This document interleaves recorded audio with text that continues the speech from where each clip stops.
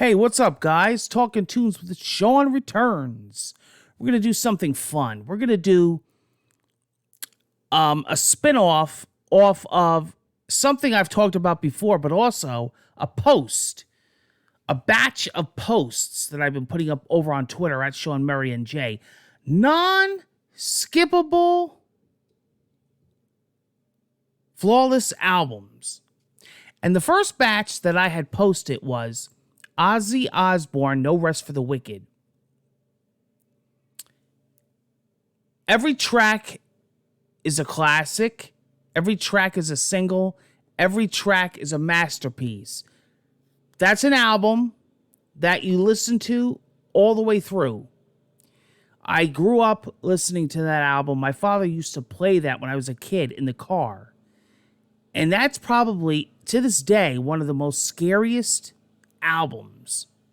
The sound effects, the spooky music, the reverse talking, the haunting sounds, the demonic voices, the guitar, right? The drums, Ozzy's vocals, Bloodbath in Paradise, Devil's Daughter, Miracle Man. I don't think you can get a better masterpiece than No Rest for the Wicked. My other album, we're going to jump way ahead. Stained, Dysfunction.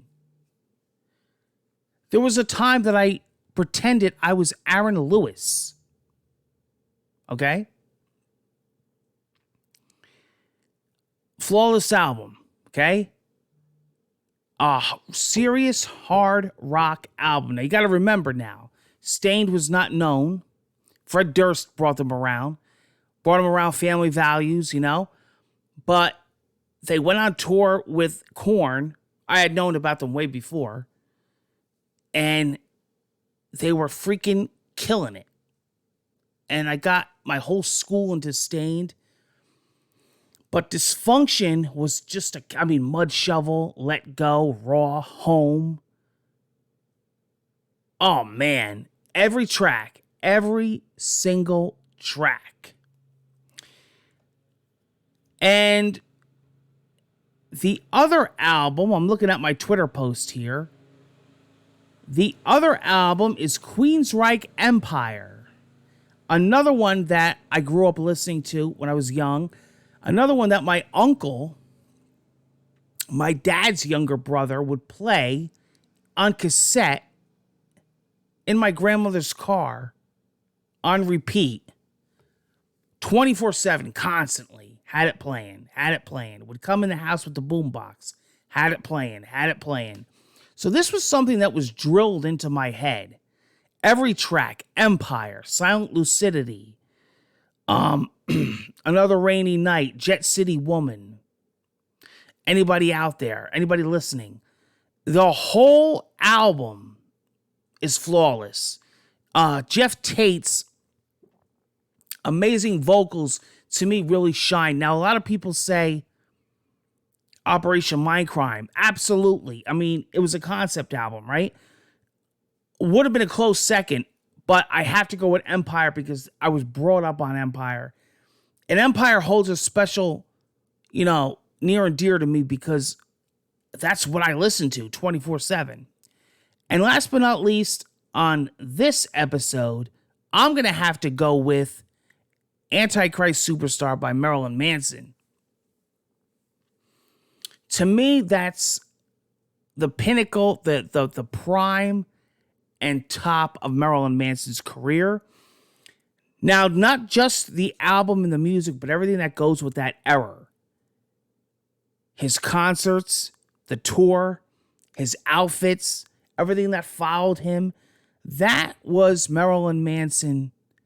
If you could take a section, I know a lot of people say, oh, well, Mechanical Animals too. Well, sure, because he was more well-known and everything, and he got publicity. I'm talking about, because I was listening to him when he was with the Spooky Kids. And Smells Like Children, A Portrait of an American Family. But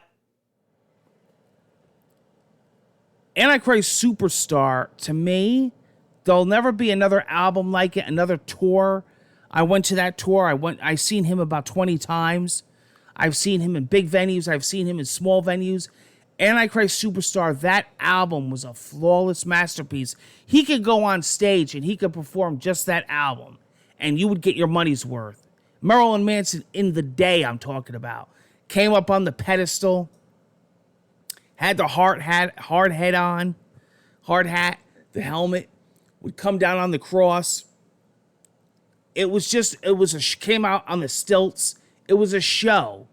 It was like going to a movie. It was like going to a show. It was a performance. It wasn't just a guy singing on stage with a mic. It was a show. And the whole album was just an epic saga from beginning to end. That's the first batch. Join me in a future Talking Tunes with Sean for more flawless albums. What about you guys? What's a flawless album, a non-skippable album to you? But also, do you agree with any of these picks? All right, guys, I'll see you later.